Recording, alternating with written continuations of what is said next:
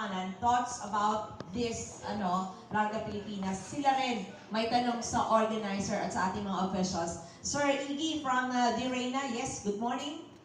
Good morning, everyone. To the organizers, ilang teams na po so far yung sa professional level yung na-confirm?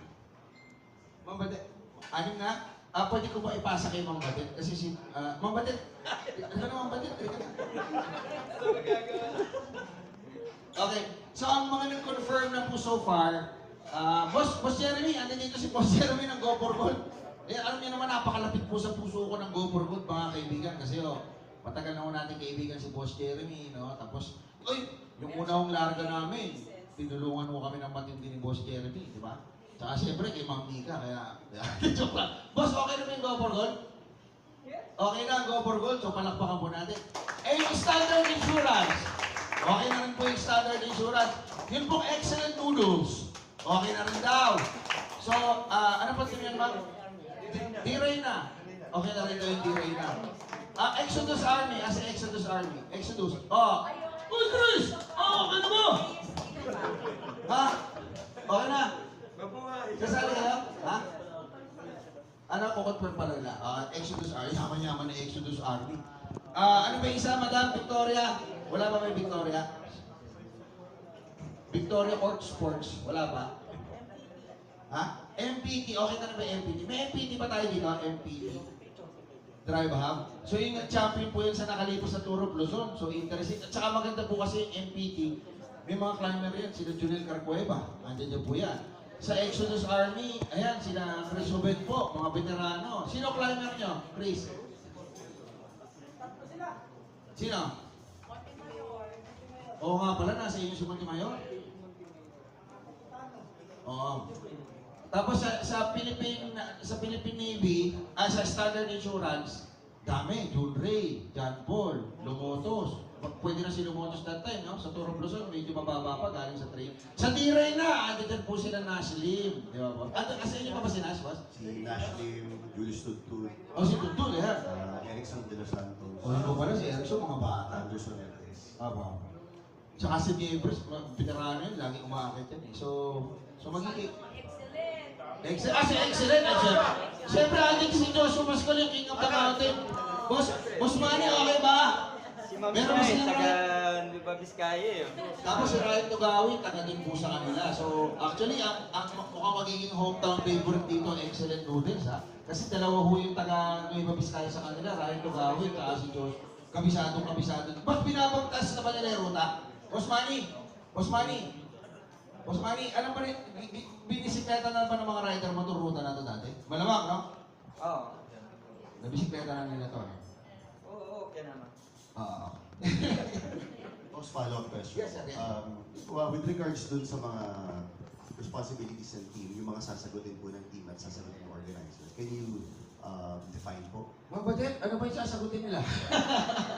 Kung organizers. Hindi, siguro, let's just keep it among ourselves, no?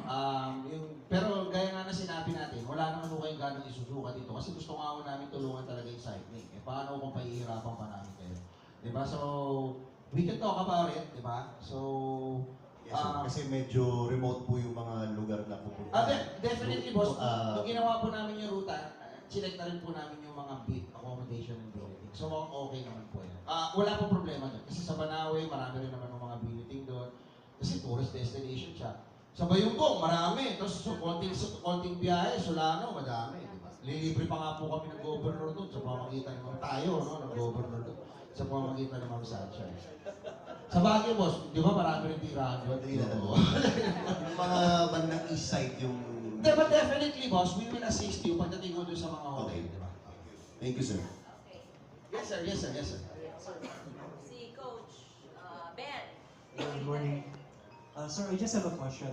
Meron bang ipoprovide na GPX file before the race? Para exact po yung route na marurutahan namin. Yeah, meron yun. Definitely magpo-provide po kami. And kung may pera po kami, no? Papagawa po kami ng race manual po na naka-hardbound, no? Yung makapatid. Joke lang. Papagawa rin po kami ng race manual. Kasi it's a must, eh. No? Kasi para mapag-aralan nyo yung ruta. Kasi i-ano na namin yan, ira-routing na namin yan 2 beses. siguro ngayon, with the LGU, kaya lang hindi same time. Kasi pag routing mo namin yan, dapat kung anong araw tayo dadaan dun sa ruta na yun, doon tayo magra-routing. Kasi hindi po pwedeng linggo yung laro, pero lunes mo tayo, iba ho yun. Mamaya may mga simbahan mo tayong dadaanan, iba ho yun. Diba? So, ganun po yung magiging sistema natin. So, bibigyan ho namin kayo, di ba, attorney? Given. It's a basic. Thank you po. Okay, question, yes. Hi, Attorney Froy. Attorney, marami nagtatanong ngayon sa online. Ano daw po ba yung crit sa Fixie?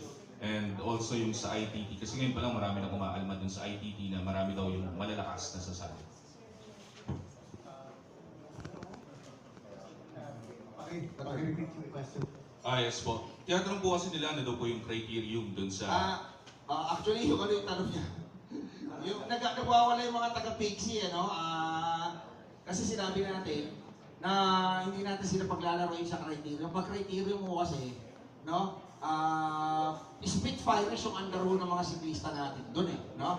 Ang Fixie po kasi, no, para sa mga hindi ho nakakaalam, no? Wala po silang preno, no? So, technically, fixed. Kaya nga Fixie eh, di ba? So, fixed po yung kanilang gear, no? Fixed gear. So, ang kanilang puhunan ho lagi dyan is yung kanilang buwelo. So, pag nakabuelo na po yung mga yan, at matining na po ang kanilang pedal, gagawin nila yung mga bisikleta nila, tsaka ho may preno. Pero although meron na ngayon may mga preno eh, no, mga yan TV. Si Ma'am Sunshine nagsasagot, Ma'am Sunshine, kanina pa ho nagwawala yung mga Fixie. Sabi, ang tagal-tagal ko lang ensayo, hinintay tapos i-disappoint nyo ako kasi wala pala kami sa criterium, ITT. Paano kami aakit sa ITT? O Ma'am Sunshine. Actually, sabi ko ni Ma'am Sunshine, hindi joke lang. Kami mo nag-decide doon. Pero, tingnan natin kung po pwede timbangin ni Ma'am Sunshine. Alam naman natin kasi na yung cycling very risky, di ba? And then, pagka sa criterium kasi, do ikot-ikot ka lang dyan, di ba? Napakadelikado, lalo na sa finish line, yun yung yun yung riskiest part ng karera. And then, kapag ka sinali mo dyan, kahit nga lang isang bisikleta eh, doon sa grupo ng may brake, yung isang yun pwedeng mag-cause ng a lot of trouble. So how much more kung pagsasamahin mo silang lahat na nagbibisikleta na walang mga preno sa isang karera, parang ayaw nating i-risk. It's better that we implement na yung di ba? Parang we control na what could happen. Pero we'll see kung paahon kasi yun, and kung kunwari paahon yung rota and then maluwag, then maybe. Pero I'm not aware of any event na parang criterium race na ginamit ang Pixie. Number one is safety. We'll just focus on safety, then siguro tapos na yung usapan. Yeah. Boss, follow up lang. Boss, $1 million question. Marami nagtatanong sa cycling community. Boss, no, ikaw ba makakommentator sa Larga Pilipinas?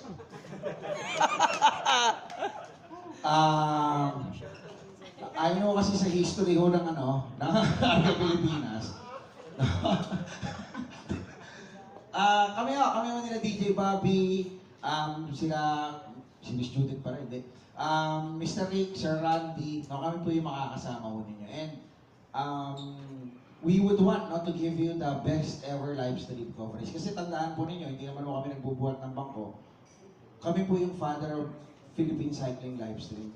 No? 2016 pa lang po ginagawa na namin yung live stream, no? Through Ronda Pilipinas, palakpakan po natin si Ma'am Bali. Kasi at that time, ayaw na ho ni Ma'am Judith mag-cover ng Ronda. Tapos ayaw ho nila akong pag-reportin sa radyo. So naisipan natin, Ma'am, that time na yung Ronda 2016 natin, walang biro. Noong 2016 po, kaka-open pa lang po ng Facebook live stream. No? So siguro mga 3 weeks, 4 weeks pa yon. Eh lagi kong nila-live stream si Bobby.